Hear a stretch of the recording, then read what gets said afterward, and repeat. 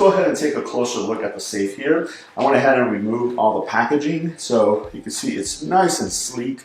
Now this is actually my first safe that has a compartment at the top, which is separate from the complete safe itself. Again, this is a 6-gun safe. It's primarily designed for long guns, but it does have some space for a couple of handguns inside of the door, which I will show you a little bit later.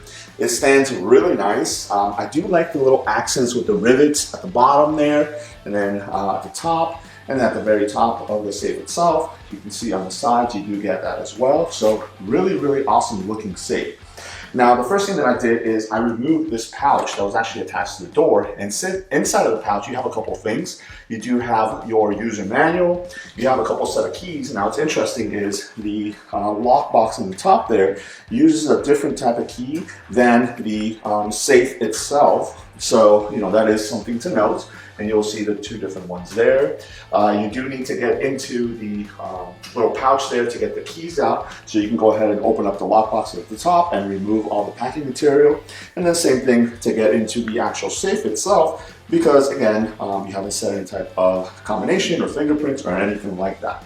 You also have this little bag with some hardware, and then you have a USB cable in there. I'll talk about what that's for a little bit later. Now, you do have a card in there as well that says, just to make sure that the first time that you go to access the doors, you pull rather hard, because again, you do have the packaging material that's holding everything in place. So it's kind of wedged in there, which is what you want, because you don't want the door to be rattling around or anything like that. All right, so as you can see, the 6-gun biometric safe from Blacksmith is definitely a game changer. That's pin pad, gaining access into the safe itself with the biometric reader in 0.1 seconds is definitely a plus for me. Now, there's a lot of companies out there that boast quick access into their safes, but once you get to use them, you can see that they're maybe not as quick as you would think it would be. This one, they did advertise 0.1 seconds. Let me tell you, it was very, very quick to be able to read your fingerprint and gain access into the safe itself. Now, this is a great safe for somebody that's, you know, maybe starting out a collection and wants to have access to long guns and handguns. But maybe you just need a safe to store valuables. That big area at the bottom, you could set up however it is that you want, but then also you have that separate lockbox on the top. And that to me is really cool because you have quick access to it. You know, so if you're the type of person that maybe stores other things besides firearms in your safe, you know, you can segregate whatever is not firearms to the top and then whatever it is firearms to the bottom. But if you're going to be storing firearms, then the lockbox at the spot could be, you know, just the spot where you maybe store like ammunition or, you know, holsters or things like that. You know, so you do have the ability to kind of set it up the way that you want it. Now, I already mentioned the fingerprint reader, how quickly it is, and that's a really awesome option. But then also, you have the fact that you can store up to 30 different fingerprints, but you can also have the pin pad, and that passcode, it could be anywhere from 3 to 8 digits. That is really awesome as well, because again, if you have gloves on or something like that and you need to access the safe and you can't use your biometric fingerprint, then you can use that. And then last but not least is you do have the keys that you can access the safe with. And then obviously, if the batteries were to die out, but you still need access to your safe, you can connect that USB cord that comes with it with a battery bank, and then it'll give it enough juice to be able to put in your PIN or use your fingerprint and gain access to the safe itself. All right, so moving down on the safe, you are going to be greeted with your keypad here. Now, the keypad has a lot going on for it. It has some really nice and big numbers on there, so it's going to allow you to be able to see them very easily. You also have a fingerprint reader in the center there. Now, it does come with a preset combination from the factory. Very easy to go in there and set up your own combination. It's anywhere from 3 to 8 digits that you're going to want to set. Obviously, I would recommend you setting a harder password or harder combination to get into it. But also, you have the ability to use the fingerprint reader right here, and you can actually store up to 30 different fingerprints. Now, what I normally do is I try and store like my thumb and my index finger on both of my hands. That way, if something happens, maybe I get a cut on my finger or one of them, you know, not just relying on the one thumbprint to be able to get into the safe. In the lower portion there, you do have your keys. So if worst case scenario, you are not able to gain access via the password itself or the fingerprint, you do have that third option with the key itself. But again, I would recommend that you do not store the keys inside of here because again, if you can't get into it, you're not going to be able to have your keys. So they do give you 2 keys, just like the lockbox on the top. So, you know, maybe have one in one location and one in another. That way you'll always have a way of getting into the safe itself. Now, the locking mechanism here, or the dial here, does have the ability to access it if for some reason something happens with the batteries, they die, and you're not able to access it via the pin or the fingerprints, or if you don't have the keys either, then the USB cable that came with the instruction booklet there, that allows you to actually connect it to the side right here, and you can connect a battery bank to that, and it'll give it enough power for you to be able to access the safe. All right, so let's go ahead and access the safe. As I mentioned, you have a couple of different options. The first one is going to be your fingerprint. Like I mentioned, I already have my thumb set up. So basically all you have to do is press your thumb against the fingerprint scanner right here in the middle. Now, one of the really cool things about this safe is that it indicates that it actually allows you to access the safe in 0.1 second. So very quickly, very quick access to the safe, because again, if you have something stored in there that you need quick access to because you have to use it, then you want to make sure that you have access to it. So all you have to do is you go ahead and press your thumb or whatever finger you recorded on there. As you see, it says open, and then just turn it and you gain access to the safe itself. So very quick access into your safe. That is one of the things that really blew me away about this particular safe, is how quickly the access to the safe is. Again, once you're done, you can go ahead and close the door, turn the handle, and now it is locked. Nobody's going to be able to access that unless they have either your fingerprints or their fingerprint locked in there, or the code itself. Now, the other way of accessing is to enter the code. Now, I've actually already changed the code from the factory code, so I'll go ahead and lock it while I put it in there. All right, so all you do is put your code in and press the pound key, and it tells you that it's open. Go ahead and open it up, and again, you have access to your safe right here.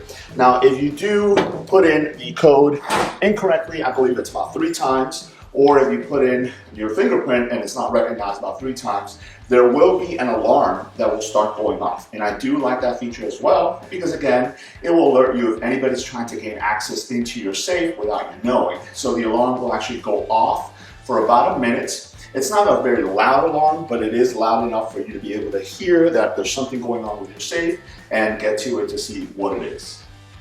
All right, so let's go ahead and gain access into the safe as well. I'll go ahead and put my finger on there. It says open, turn the handle, and now I have access to the safe itself.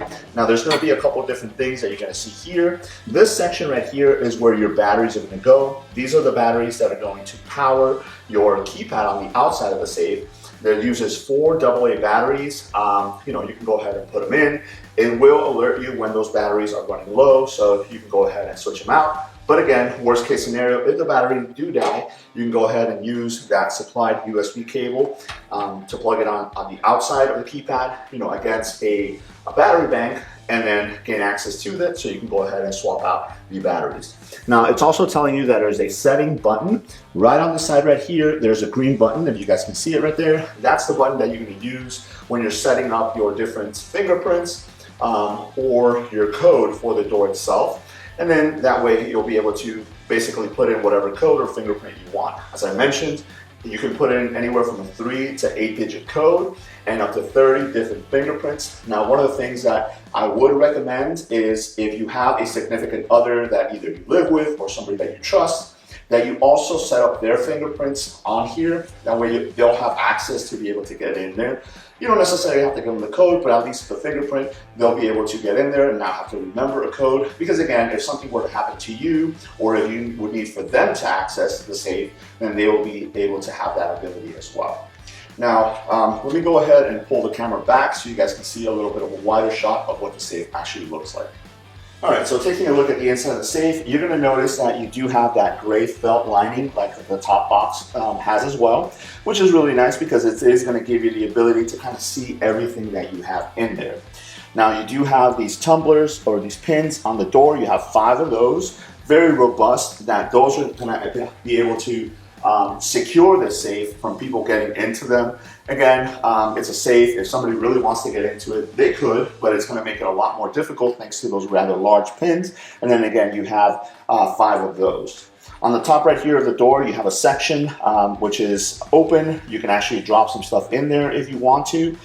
This is quick grab items at the very top there. Then you do have 2 holsters that are built into the door right there. So those are going to be perfect for firearms. So that way, if you need to, have some handguns readily accessible right at the door there, you can go ahead and do that. And then let me go ahead and pan the camera down here. At the bottom there, you have an open section, as you can see right here. Now, this is what they call a section for magazines, more like rifle magazines, long gun magazines, things like that. So you can go ahead and put them there if you want to. But again, you can pretty much put whatever it is that you want into the safe here. All right, I've adjusted the camera angle here just so you can see another really cool feature of the safe. If I go ahead and put my thumb there, it's going to open it up. As I open it here, right underneath where that settings button is, there is actually a light. This is an LED light that shines into the safe. So at night, you will have some visibility into there. So if you need to get in there and it's pitch black in a room or wherever you have your safe, you're still going to have some lighting in there, even though you still could purchase individual lights for the safe if you wanted to. That's usually what I've done with some of my other safes, some lights that light up whenever the door opens. But as you saw there, the light turned off, so it only stays on for a couple seconds, maybe 30 seconds. That's just enough time that if you need to gain quick access to the safe, you can go ahead and see what is inside. One other feature that I wanted to highlight is inside of the safe. So now you're looking at the back panel of the safe. You do have that felt lining, but there is actually mounting holes on the top of the safe, or on the back of the safe, I should say, that's going to allow you to mount the safe directly to the wall. Now, this is recommended because you don't want this to tip over, but especially when you start loading it up with things, you don't want the safe to tip over, but also it makes it more secure. So as I mentioned earlier in the video, if you want to make sure that nobody's gaining access to the safe, but also walking away with the safe, because again, it does have some heft to it, especially when you weigh it down with all the items that you're going to put in there. But if somebody really wanted to either get into it or take it with them, they definitely could. So my recommendation and the company's recommendation is that you go ahead and bolt it directly to the wall. So again, even though you do have the felt there, you will see, I don't know if you guys can see it, like right there, you see a little bit of daylight. Maybe if I put my finger behind it, you might be able to see it a little better. So it's, the actual outside of the safe is cut out, so you will be able to push through whatever bolts you're using to go ahead and secure this to the wall. All right. Another item that is included with the safe is, because this is a long gun safe, you do have these separators here that are going to allow you to set it up however it is that you want to set up the inside of the safe. Now, one thing that I didn't notice is how to go ahead and set these up. I was looking through the instruction manuals or something like that. So if you guys have some experience with this safe or you've seen it before, definitely comment in the comment section below how to attach these, because it does come with 2 sets. So that's one there, and this is the other one. So again, the idea is that you would space these out at a particular intervals, and these will hold your long guns in place as you have them inside of the safe, because you don't want them to be rattling around or moving around as you're trying to get into them and things like that.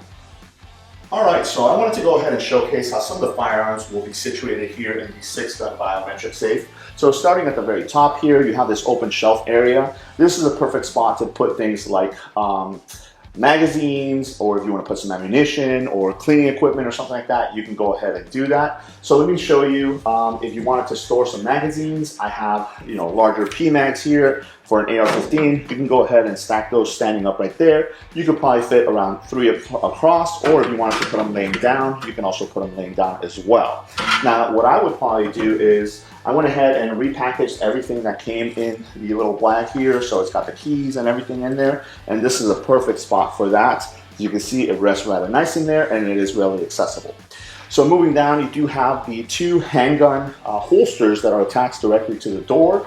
So this is going to be perfect for you to be able to store some firearms that you want to have quick access to, so handguns, so something like a revolver right here. So for purposes of the video, all the handguns that I will be showcasing are safe. There's no ammunition in them, so you can go ahead and slide your revolver right in there, and it is readily accessible. Or if you want to go ahead and use just a regular handgun like this, you can go ahead and slide that one right on the bottom there, and again, it is readily accessible as well. And then last but not least, on the door towards the bottom there, you have that secondary shelf. As I mentioned, you could use this to store some magazines. So if you wanted to go ahead and do that, I have a couple of P-mags here. So just like the shelf on the top, you can go ahead and have these standing up just like that. And you'll be able to store about 3 of those side by side. Or if you want to go ahead and lay them down, I can go ahead and stagger both of these, and they fit perfectly right in there. Those are the 30-round standard P-mags, so they fit in there perfectly. Now, the larger area here, I have not set up the little blocks yet that are going to hold the firearms in place, the long guns in place, but I wanted to showcase so you can see what is what you're able to do with these. So I have a full-length shotgun here. So as you can see, that will go right in there, and you have more than enough room to be able to fit any type of long gun. That's actually a rather long gun, a full-size shotgun there. And then besides that, you also have, I have a full-size AR right here, so I can go ahead and slide that right in there as well. And as you can see, it's able to support both of those with plenty of room to spare. So again, if you have any firearms, any long guns that are this size or even smaller, you can go ahead and situate those little blocks so you can have them support the top and the bottom section of the long guns, and they're not going to be moving around, they're not going to be banging into each other, but you have direct and quick access to them. So as you can see, you can organize your firearms or your gear. Again, if you want to store, like your the manuals and stuff like that right there, or if you wanted to store ammunition, or if you wanted to store your magazines, you have those 2 shelves, one at the top and one at the bottom, to be able to do that. And then let's not forget that you still have the very top lock box here that's going to allow you to store any more of that gear that you might not want to put in the bottom section there. Let's go ahead and take a closer look at the safe. We'll start from the top here. Now, I did want to point out that the safe is constructed of 16 gauge alloy steel, so it does feel very sturdy. Now, obviously, because there isn't anything in there, it's going to sound a little bit hollow, but it does feel nice and sturdy. So using the supply keys, I'm going to go ahead and open up the top lockbox here, and as you open it up, you're greeted with a nice wide area. It is felt lined, and obviously the felt is going to be lighter, and it's like a light gray color. And I do like that because it allows you to see exactly what you have in there without having to lose anything because it has a darker interior. So I like the fact that they went with a lighter shade of the felt in there. It's very roomy. This is perfect to put items that you want to have quicker access to. Again, I probably would not store the keys for the top here, inside of the bottom section, unless you know for sure that you're going to be able to get into the bottom section in order to get into the top. So I know some folks will do that. They'll store like the key to this separate compartment inside of the larger compartment. I probably would store it separately, but the good thing is you do get 2 keys. So you can always, maybe opt to have one inside of here. That way, if last case, you do have to get in there to get up here, and then the other one somewhere, where you're going to have access to. Again, it is rather large, which is nice, but it's also very deep, which is the depth of the safe itself. So again, this is perfect for items that you want to store. Now, I know this is a gun safe, and maybe some folks might not think of this, but it's always good to have a secure area where you have different things. So up here would be a perfect spot for like important documents. Maybe if you have, something that you want to get to quickly, use quite often, maybe like a passport, social security, or any other type of identification, depending on where you live. This is a good place for it. If you are the type of person that's maybe storing it like in a file, like in a filing system or in a drawer or something like that, this is going to give you a little bit more security because again, you're going to want to make sure that the safe is secure, not just from access, but also from somebody actually taking the safe with you, or with them, I should say. And I'll go ahead and show you guys how that is accomplished.